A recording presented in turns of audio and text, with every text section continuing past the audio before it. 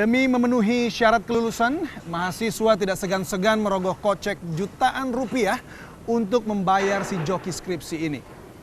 Lalu apa saja faktor-faktor yang membuat joki ini semakin diminati? Simak penelusuran tim investigasi kami berikut ini.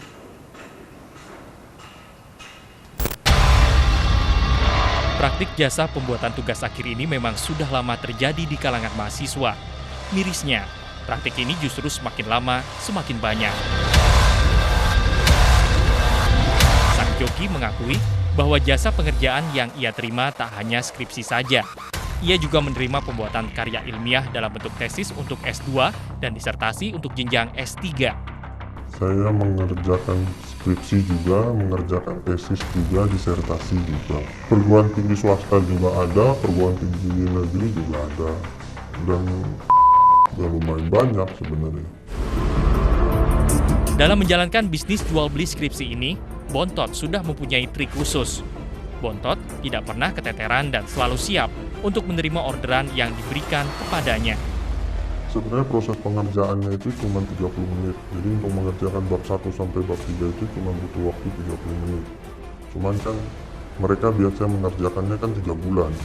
Cuman kan mereka nggak tahu bagaimana teknik kita mengerjakan.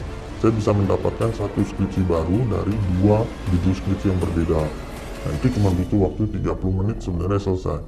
Dan yang jadi menjanjikan bagi saya hanya butuh 2 jam untuk menyelesaikan 4 skripsi. Keuntungan besar yang didapat membuat Bontot terus menjalankan aksinya hingga 16 tahun. Apalagi selama ini aksinya pun selalu berjalan mulus, tanpa ada hambatan. Tak hanya mahasiswa perguruan tinggi strata 1 saja yang menggunakan jasa para joki skripsi ini. Dari pengakuan Bontot, beberapa dosen yang sedang menyelesaikan pendidikan doktoralnya pun menjadi klien sang joki ini. Ada yang mahasiswa, ada juga anggota dewan, ada juga dosen. Ada dosen dia mau lagi menyelesaikan gelar doktoralnya, mungkin dia punya kelas. Jadi dosen itu justru lebih sering karena dia terlalu banyak kelas, nggak punya waktu buat nyusun, begitu. Dia minta kita buatkan, gitu. Miris memang. Seorang dosen yang seharusnya menjadi panutan dan pembimbing mahasiswanya justru memakai jasa Bontot dalam sebuah karya ilmiah yang dibuatnya. Tugas akhir yang namanya skripsi ini kerap menghantui mahasiswa di detik-detik akhir jenjang pendidikan perguruan tinggi.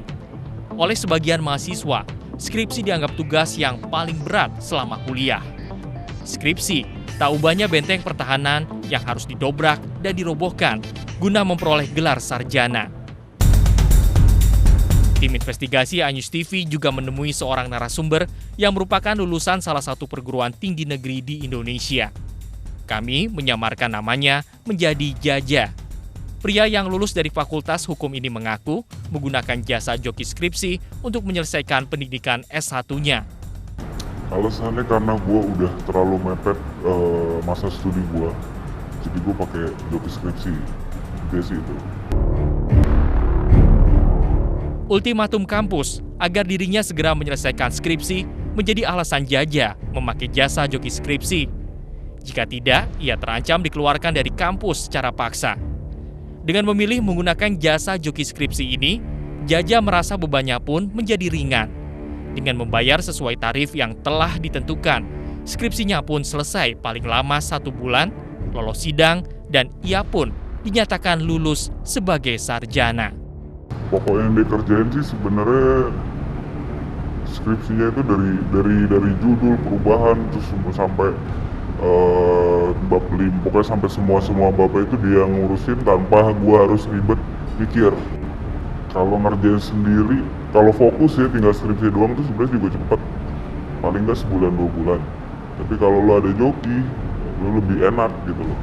Jadi jokinya sendiri mungkin menurut gua kalau dia udah punya bahannya semua dan kita udah siap semua paling juga kelar juga 3 minggu, paling lama sebulan.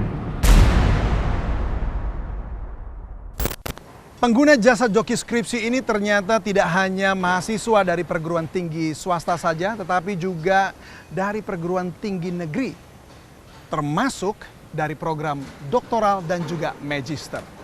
Lalu mengapa seolah hal ini dibiarkan begitu saja? Simak di segmen selanjutnya.